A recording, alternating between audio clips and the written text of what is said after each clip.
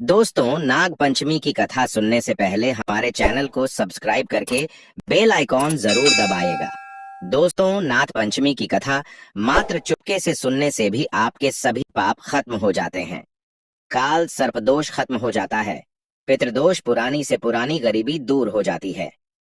अगर आप नाग पंचमी की पूजा ना कर सके तो आप नाग पंचमी की कथा अवश्य सुने, लेकिन याद रहे संपूर्ण फल की प्राप्ति करने के लिए नाग पंचमी की कथा अंत तक जरूर सुने।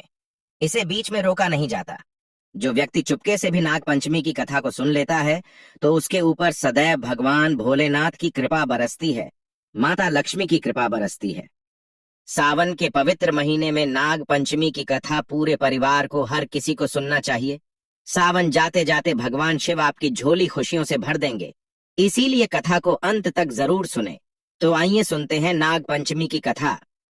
दोस्त, और प्राचीन काल में किसी नगर में एक सेठ जी रहते थे। उनके 7 पुत्र थे और सातों शादीशुदा थे।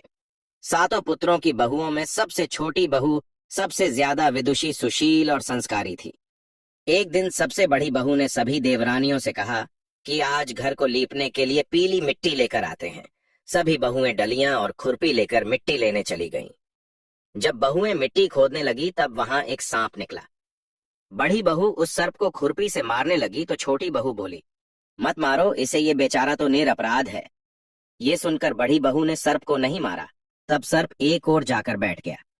छोटी बहू ने सर्प से कहा, आप यहां से जाना मत, मैं अभी आती हूं। ऐसा कहकर छोटी बहू सर्प के लिए दूध लेने चली गई। घर पहुंचकर वो अपने कामों में लग गई और सर्प को किया वादा भूल गई। अगले ही दिन जैसे ही उसे ये बात याद आती है, तब वह दूध लेकर वहां पहुंची। तब उसने देखा कि सर्प तो वहीं पर बैठा है। सर्प को देखकर वो बोली, भैया मुझे माफ कर दो, मैं अपने कार्यों में लगकर आपसे किया वादा भूल गई। दोस्तों, तब सर्प बोला, मुझसे झूठ बोलने के लिए मैं अभी तुझे ढस लेता हूं, लेकिन तूने अंत में सच्चे हृदय से मुझे भैया कहा है, इसीलिए मैं तुझे छोड़ रहा हूं और आज से तू मेरी बहन हुई, तुझे जो चाहिए मांग लेना। छोटी बहू बोली, भैया मेरा कोई नहीं है, मुझे एक भाई मिल गया, मुझे और कुछ नहीं चाहिए। बस जब भी मैं अपने भाई को पुकारूं तो तुम चले आना। कुछ दिनों बाद सावन के महीने में सेठ जी की सभी बहुएं अपने अपने पीहर जाने लगीं और छोटी बहू से बोली, तेरा तो कोई पीहर नहीं है, तू कहाँ जाएगी? ये सुनकर छोटी बहू बहुत रोई। तभी वो सर्प एक मनुष्य का रूप धारण करके उसके घर आया और बोला, मेरी बहन को भेज दो। तब सबने कहा, इसका तो कोई भाई नहीं है। तो वो बोला, मैं दूर के रिश्ते का भाई लगता हूँ। इस तरह विश्वास दिलाने पर घर के लोगों ने छोटी बहू को उसके साथ भेज दिया। दोस्तों, रास्ते में उसने छोटी बहू को बताया, बहन मैं तुम्हारा भाई सर्प हूँ और तुम्हें अपने साथ अपने घर नागलोक ले जाने आया हूँ। तुम डरना मत, तुम मेरी पूंछ पकड़ लो। छोटी बहू ने सर्प के कहे अनुसार किया। जैसे ही वो नागलोक पहुंचे, नागलोक के धन ऐश्वर्य को देखकर छोटी बहू चकित रह गई। सर्प उसे अपनी माता के पास में ले गया और बोला, माता ये मेरी बहन है, इसने मेरी जान बचाई थी और ये कुछ दिन हमारे साथ रहने आई है। दोस्तों, सर्प की माता ने छोटी बहू को गले से लगा लिया। अब वो वहां खुशी खुशी रहने लगी। वहां शेष नाग के बहुत छोटे छोटे बच्चे जन्मे हुए थे। वो रोज देखती कि माँ सभी को रोज दूध ठंडा करके घंटी बजाती। घंटी की आवाज सुनकर सभी बच्चे वहां आकर दूध पी लेते थे। एक दिन वो माँ से बोली, माँ आज मैं दूध ठंडा कर देती हूँ। अभी दूध ठंडा भी नहीं हुआ था कि उसने जल्दबाजी में घंटी बजा दी और घंटी की आवाज सुनकर छोटे छोटे सांप दौड़ पड़े। दूध पीते ही कईयों के फन जल गए। सभी सर्प बोले, हम इसे डसेंगे, परंतु माँ के समझाने पर बच्चे मान गए।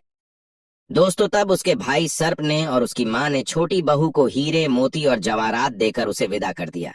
इतनी सारी धन दौलत देखकर बड़ी बहू बोली, भाई ने इतनी सारी दौलत दी है तो इसे झाड़ने के लिए एक सोने की झाड़ू भी दे देता। ये सुनकर सर्प ने सोने की झाड़ू भी लाकर दे दी और उसकी माँ की तरफ से हीरे, मोती और मणियों का एक अद्भुत हार भी दिया। उस हार की प्रशंसा सारे नगर में होने लगी। दोस्तों, जब ये प्रशंसा नगर की रानी ने सुनी तो उस हार को पहनने की इच्छा उसने राजा को बताई। राजा ने तुरंत अपने सैनिकों को वो हार लेने भेज दिया। राजा के डर से सेठ जी ने छोटी बहू का हार सैनिकों को दे दिया।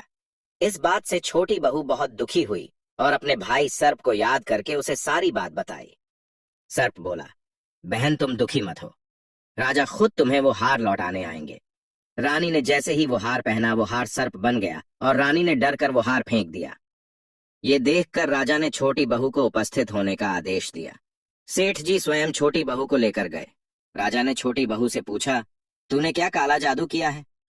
छोटी बहू बोली, राजन मुझे क्षमा कीजिए, ये हार ऐसा ही है, ये हार मुझे मेरे भाई ने दिया है। इतनी देर में वो नाग वहां पर प्रकट हो गया। नाग बोला, ये मेरी बहन है और ये हार मैंने इसे दिया है। ये देखकर सभी लोगों ने नाग देवता को प्रणाम किया, क्योंकि उस दिन पंचमी तिथि थी, इसीलिए उस दिन से नाग पंचमी का त्योहार मनाया जाता है। दोस्तों, तभी से सभी स्त्रियां सर्प को अपना भाई मानकर उसकी पूजा करती हैं। शास्त्रों में बताया जाता है कि सावन के पवित्र महीने में नाग पंचमी के पावन पर्व पर नाग देवता को गाय का कच्चा दूध अवश्य अर्पित करना चाहिए। इस दिन नागों के राजा साक्षात आपको वरदान देते हैं। काल सर्प दोष समाप्त हो जाता है, पितृदोष दूर हो जाता है। नाग पंचमी पर नाग देवता के दर्शन करना बहुत ही शुभ और मंगलकारी माना जाता है।